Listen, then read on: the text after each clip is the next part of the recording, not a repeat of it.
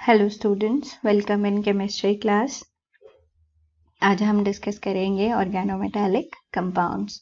तो ये organometallic compounds क्या होंगे और इनकी टाइप्स क्या होगी और साथ में इनके क्या यूजेस होंगे। तो शुरू करते हैं बच्चों। सबसे पहले ऑर्गेनोमेटालिक कंपाउंड्स। ये टर्म ऑर्गेनोमेटालिक क्या इंडिकेट कर रही है? एक्चुअली बच्चों, ऑर्गेनो से ऑर्गेनिक है ना, मेटालिक मतलब मेटल।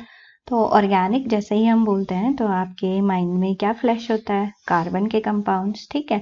तो जहां पर मेटल और कार्बन के बीच में कोई बॉन्ड बन रहा हो, जनरली उन कंपाउंड्स को हम क्या बोल देते हैं? Organometallic compounds. तो कैसे डिफाइन करोगे आप बताओगे कि the compounds which have at least one metal carbon bond, ठीक है, they are organometallic compounds. Sometimes बच्चों we also take metalloids in this category.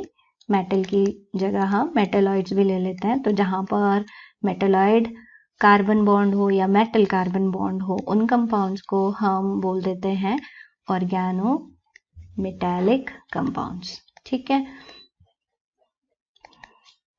अब ये जो ऑर्गेनोमेटालिक कंपाउंड्स हैं, ये सबसे पहले बनाए फ्रैंकलैंड ने। एक्चुअली फ्रैंकलैंड ने बनाई भी और सबसे पहले उन्होंने ही ये टर्म इंट्रोड्यूस भी करी थी 1848 में, ठीक है। इन्होंने जो सबसे पहला ऑर्गेनोमेटालिक कंपाउंड बनाया वो था डाईमिथाइल जिंक। इसके अलावा और भी कंपाउंड इन्होंने बनाए, जैसे डाईमिथाइल मरकरी आ गया, ठीक है, और डाई इथाइल जिंक, ठीक है, टेट्रा मिथाइल टिन और ट्राई मिथाइल बोरोन, ठीक है। ये डिफरेंट कंपाउंड्स इन्होंने बनाए और बाद में 20th सेंचुरी में इन कंपाउंड्स के बहुत सारे इंडस्ट्रियल एप्लीकेशन भी देखी गई, ठीक है। उसके बाद मतलब ये इंडस्ट्रीज में यूज हो रहे हैं। अब यहाँ पर जो मेटलॉइड होंगे ना बच्चों, मेटल तो आपको पता है। मेटलॉइड में कौन कौन से आ जाएंगे हमारे पास? यहाँ पर आ जाते हैं जैसे बोरोन आ गया, जैसे सिलिकॉन आ गया हमारे पास, आर्सेनिक आ गया, ठीक है। तो इनका टेल्यूरियम आ गया। तो इनकी जो बॉन्डिंग होगी ना, किसके साथ? कार्बन के साथ, उनको ऑर्गेनोमेटालिक कंपाउंड्स हम बोल देंगे। अब कई बार क्या होता है, कुछ कंपाउंड्स में बच्चों, जैसे हमारे पास एक कंपाउंड है, मान लो एल्कोक्साइड्स है हमारे पास, टाइटेनियम टेट्राप्रोपोक्साइड,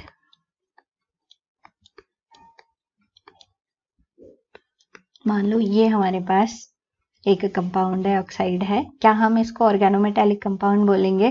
तो जनरली हम इसको ऑर्गेनोमेटालिक कंपाउंड कंसीडर नहीं करते, क्योंकि यहाँ पर जो लिंकेज है एक्चुअली टाइटेनियम और ऑक्सीजन के बीच में आ जाती है, ठीक है ना। तो डायरेक्ट लिंकेज टाइटेनियम की कार्बन के साथ नहीं है, तो इसलिए ये ऑर्गेनोमेटालिक कंपाउंड नहीं हुआ। लेकिन हाँ, अगर यहाँ पर हम फिनाइल ग्रुप लगा देते हैं, ठीक है, ये कंपाउंड हमारे पास मान लो इस तरह से बन जाता है, फिनाइल और टाइटेनियम ट्राईप्रोपोक्साइड, ठीक है। तो अब यहाँ पर ये टाइटेनियम यहाँ पे तो ऑक्सीजन से लिंक्ड है, पर बच्चों आप यहाँ पे देख रहे हो टाइटेनियम और कार्बन की लिंकेज आ गई, तो क्या कहूंगी मैं? ये ऑर्गेनोमेटालिक कंपाउंड है, ठीक है। तो ये तो था ऑर्गेनोमेटालिक कंपाउंड्स की क्या होते हैं, ठीक है। अब इनको हम जनरली क्लासिफाई कर देते हैं बच्चों, डिपेंडिंग ऑन कि किस तरह का बॉन्ड बन रहा है मेटल और कार्बन के बीच में। तो on the basis of bond formation between metal and carbon, we divide these organometallic compounds into two categories. One is sigma bonded organometallic compounds, ठीक है, और दूसरा आ जाएगा हमारे पास पाई बॉन्डेड ऑर्गेनोमेटालिक कंपाउंड्स, ठीक है। तो सिग्मा बॉन्डेड ऑर्गेनोमेटालिक कंपाउंड्स पहले ले लेते हैं हम। सिग्मा बॉन्डेड, अब नाम से ही ऑर्गेनोमेटालिक कंपाउंड्स। नाम से ही क्या समझ रहे हो बच्चों आप यहाँ पर कि सिग्मा बॉन्डेड, जहां पर मेटल और कार्बन के बीच में क्या होगा, सिग्मा बॉन्ड होगा। Those compounds are organometallic compounds. तो मतलब मेटल और कार्बन के बीच में ये जो बॉन्ड बन रहा है ना, दिस इज सिग्मा बॉन्ड। तो वो कंपाउंड्स हो जाएंगे हमारे पास ऑर्गेनोमेटालिक कंपाउंड्स। जैसे हमारे पास आ जाता है Grignard reagent, important organic reagent है बच्चों, ऑर्गेनिक में पढ़ने वाले हैं हम इसको। और रिग्नार्ड रिएजेंट ये होता है हमारे पास RMgX। यहाँ पर ये जो R है कोई भी एल्काइल ग्रुप रिप्रेजेंट कर रहा है और X कोई हैलोजन रिप्रेजेंट कर रहा है। तो यहाँ पर एल्काइल ग्रुप मान लो मिथाइल है और मैग्नीशियम ब्रोमाइड। तो यहाँ पर मेटल और कार्बन के बीच में जो डायरेक्ट लिंकेज आ रही है, दैट इज यहाँ पर जो बॉन्ड बनेगा सिग्मा बॉन्ड। इसी तरह से बच्चों दूसरा आ जाता है हमारे पास डाई इथाइल जिंक। ठीक है, इस डाई इथाइल जिंक में भी अब देखो C2H5, ठीक है, यहाँ पर जिंक देन C2H5। एक्चुअली हम इसको इस तरह से भी लिख सकते हैं, यहाँ पर M और एल्काइल ग्रुप और यहाँ पर भी एल्काइल ग्रुप। ये R जो है ये एक्चुअली बच्चों ये तो डाईइथाइल जिंक हुआ ना। अब यहाँ पे R ग्रुप जो है ये मिथाइल भी हो सकता है, ये इथाइल भी हो सकता है, ठीक है। और ये जो यहाँ पे M है ये हो सकता है मैग्नीशियम और जिंक। तो इस तरह से इस कैटेगरी में डाई एल्काइल मेटल में ये वाले आ जाते हैं। ये भी यहाँ पर जो बॉन्ड है ना इनके बीच में, दिस इज सिग्मा बॉन्ड। तो सिग्मा बॉन्डेड कंपाउंड हो गए। इसी तरह से हमारे पास आ जाता है ट्राई मिथाइल एल्यूमिनियम। अब ये जो ट्राई मिथाइल एल्यूमिनियम है ये एग्जिस्ट करता है बच्चों डाइमेरिक फॉर्म में। Tri methyl aluminium dimeric form में एग्जिस्ट करेगा। तो कैसे लिखेंगे इसको हम,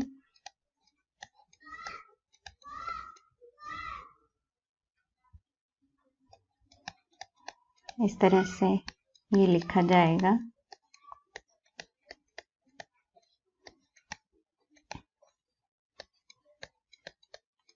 अब यहाँ पर जो है, यहाँ पे देख रहे हो आप, ये methyl group as a bridging act कर रहा है। एक्चुअली यहाँ पे जो इलेक्ट्रॉन पेयर है वो सेम टाइम 1, 2, 3 सेंटर्स में यूज होता है, ठीक है। तो ब्रिजिंग ग्रुप यहाँ पर ये मिथाइल ग्रुप एक्ट कर रहा है, ठीक है। और एग्जाम्पल हो सकते हैं बच्चों हमारे पास ऑर्गेनोमेटालिक कंपाउंड के, जैसे टेट्रा मिथाइल सिलेन, ठीक है। और यहाँ पर भी ये बिल्कुल वैसा ही है जैसा हमारे पास मीथेन का स्ट्रक्चर होता है ना बच्चों, वैसे ही आएगा। यहाँ पर सिलिकॉन और कार्बन की, इस तरह से सिलिकॉन और कार्बन की यहाँ पे लिंकेज आ जाएगी। ठीक, मैं इसको इस तरह से लिख देती हूँ। तो आप देख रहे हो यहाँ पर मेटलॉइड कार्बन लिंकेज आ गई, तो टेट्रामिथाइल सिलेन आ गया। इसी तरह से हमारे पास टेट्रा इथाइल टिन आ जाता है। तो ये भी एक एग्जाम्पल हो गया ऑर्गेनोमेटालिक कंपाउंड का। तो ये सारे हैं सिग्मा बॉन्डेड ऑर्गेनोमेटालिक कंपाउंड, जहां पर मेटल या मेटलॉइड कार्बन के बीच में सिग्मा बॉन्ड है। दूसरा आ जाता है बच्चों हमारे पास पाई बॉन्डेड ऑर्गेनोमेटालिक कंपाउंड्स। अब ये पाई बॉन्डेड ऑर्गेनोमेटालिक कंपाउंड्स कौन से होंगे? एक्चुअली जहां पर मेटल और कार्बन के बीच में क्या होगा, डबल बॉन्ड होगा। अब डबल बॉन्ड से समझ गए ना आप, वहां पर पाई बॉन्ड होगा, ठीक है। तो बच्चों पाई बॉन्डेड ऑर्गेनोमेटालिक कंपाउंड्स क्या हो गए, कैसे डिफाइन करोगे आप? जिनमें मेटल और कार्बन के बीच में क्या होता है, पाई बॉन्ड प्रेजेंट होता है, ठीक है। फॉर एग्जाम्पल हमारे पास जैसे सॉल्ट आ जाता है। अब ये जो जैसे सॉल्ट है क्या होगा, actually it is potassium trichlorido ethylene platinate,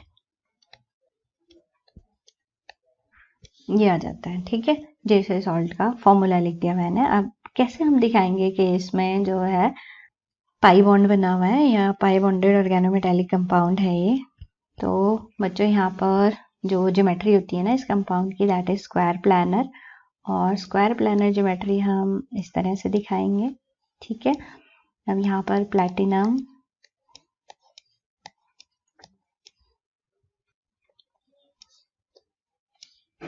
ये तो Cl लगे हुए बच्चों। अब यहाँ पर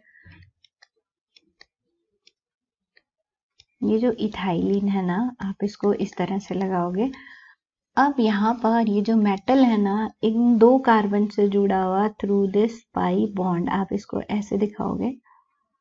ये तो पाई बॉन्ड के थ्रू ये दो कार्बन जो है इस प्लैटिनम से जुड़े हुए हैं। ठीक है, और आप इसको यहाँ पर 1 नेगेटिव चार्ज ऐसे शो कर दोगे तो मेटल और कार्बन के बीच में पाई बॉन्ड आ गया, तो पाई बॉन्डेड ऑर्गेनोमेटालिक कंपाउंड।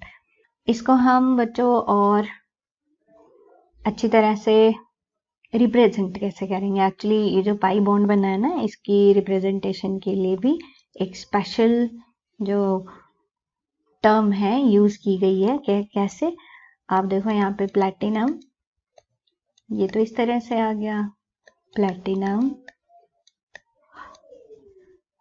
और ट्राइक्लोरिडो ये आ गया। और बच्चों ये जो इथाइलिन है ना, ये इसको कैसे रिप्रेजेंट करेंगे हम, ईटा। अब ईटा बताता है, हमें शो करता है कि पाई बॉन्ड के थ्रू कितने कार्बन जो है मेटल से जुड़े हुए हैं। कैसे, पाई बॉन्ड ईटा, और दो कार्बन जुड़े हुए हैं किससे, जो है सेंट्रल एटम से। और कौन से दो कार्बन, C2H4 के। ठीक है, तो ये जो हमारे पास फॉर्मूला आ गया ना, ये आ जाएगा किसका, जैसे सॉल्ट का, पोटेशियम ट्राइक्लोरिडो इथाइलिन प्लैटिनेट 2। ठीक, तो जैसे सॉल्ट। दूसरा एग्जाम्पल लेंगे हम फेरोसिन। ये भी एक इम्पॉर्टेंट एग्जाम्पल है बच्चों पाई बॉन्डेड ऑर्गेनोमेटालिक कंपाउंड का, फेरोसिन। और अक्सर आपसे एग्जाम में भी पूछा जाता है। फेरोसिन एक्चुअली है बिस साइक्लोपेंटा डाइइनाइल आयरन। ठीक है, ये नाम है इसका। और कैसे लिखेंगे हम इसको, एक्चुअली FeC5H5 होल ट्वाइस, ये फेरोसिन है।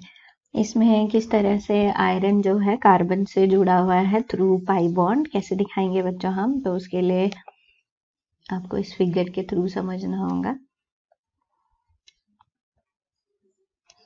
एक्चुअली हम इनको सैंडविच्ड कंपाउंड्स भी बोलते हैं, सैंडविच्ड मॉडल इसको बोल देंगे स्ट्रक्चर को। आपने दो साइक्लोपेंटा डाइइनाइल की रिंग्स ऐसे बनानी है। ठीक है, अब इसमें डीलोकलाइजेशन होती है एक्चुअली पाई इलेक्ट्रॉन्स की।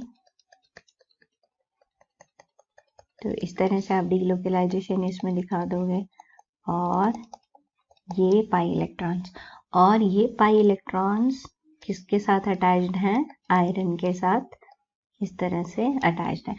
तो ये पाई इलेक्ट्रॉन्स कार्बन है ना बच्चों, कार्बन जो है इन पाई इलेक्ट्रॉन्स के थ्रू आयरन से अटैच्ड है, तो पाई बॉन्डेड ऑर्गेनोमेटालिक कंपाउंड। अब इसको रिप्रेजेंट कैसे करेंगे हम, तो हमारे पास ये ऐसे आ जाएगा आयरन, आयरन जो है ईटा, और कितने कार्बन से जुड़ा हुआ है, ये 5 कार्बन से जुड़ा हुआ है पाई बॉन्ड के थ्रू, C5H5 और होल ट्वाइस। तो ये आपका फॉर्मूला आ गया किसका, फेरोसिन का। इसी तरह से हमारे पास आ जाते हैं रुथिनोसिन। यहाँ पे रुथमियम आ जाएगा बच्चों आयरन की जगह, C5H5 होल ट्वाइस। और ऑस्मोसिन, ऑस्मियम आ जाएगा यहाँ पर। तो ये हो गया हमारे पास सैंडविच्ड कंपाउंड। एक और इंटरेस्टिंग एग्जांपल सैंडविच्ड कंपाउंड का ले लेते हैं, डाई बेंजीन क्रोमियम। अब कैसे आएगा ये di benzene chromium? C6H6 dibenzene chromium. ये भी सैंडविच्ड स्ट्रक्चर इसका दिखाएंगे हम। आपने बेंजीन रिंग्स ऐसे बनानी है और ये दूसरी बेंजीन रिंग। ये है हमारा pi electron cloud, pi electrons, और इन पाई इलेक्ट्रॉन्स के थ्रू ये कार्बन जुड़े हुए हैं किससे? क्रोमियम से। ठीक है, तो ये आ गया हमारे पास सैंडविच मॉडल किसका? डाइबेंजीन क्रोमियम का। और आप इसे कैसे दिखाओगे बच्चों? क्रोमियम और फिर पाई बॉन्ड ईटा, ईटा के थ्रू ये क्रोमियम कितने कार्बन से जुड़ा हुआ है? 6, C6H6, 2 बार है ये। इस तरह से ये फॉर्मूला आ गया हमारे पास डाइबेंजीन क्रोमियम का। तो ये तो थे बच्चों ऑर्गेनोमेटालिक कंपाउंड्स। अब इनकी इम्पोर्टेंस क्या है, मतलब ये कहाँ कहाँ यूज होते हैं? तो they are playing an important role in industries. ये यूज होते हैं हमारे पास होमोजेनस एंड हेट्रोजेनस कैटालाइसिस में।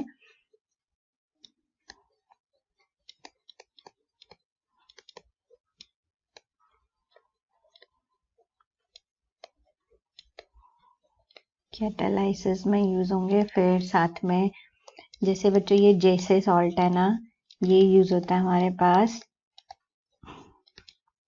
पॉलीस्टाइरीन, एक पॉलीमर है, पॉलीस्टाइरीन को बनाने में यूज होता है। इसी तरह से पॉलीमराइजेशन रिएक्शंस में यूज होते हैं ये जो होमोजेनस हेट्रोजेनस कैटालिसिस है ये पॉलीमराइजेशन में ही यूज होगी, तो पॉलीमराइजेशन में यूज होते हैं। साथ में ये मरकरी के जो ऑर्गेनोमेटालिक कंपाउंड्स होते हैं वो यूज होते हैं एज ए पेस्टिसाइड्स। और जो सिलिकॉन के ऑर्गेनोमेटालिक कंपाउंड्स होते हैं ना बच्चों, they are used as bio implants.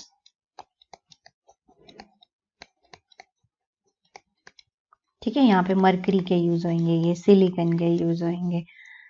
इसी तरह से टेट्रा इथाइल लेड के बारे में तो आपने सुना ही है ना, टेट्रा इथाइल लेड ये इंपॉर्टेंट एंटी नॉकिंग एजेंट है।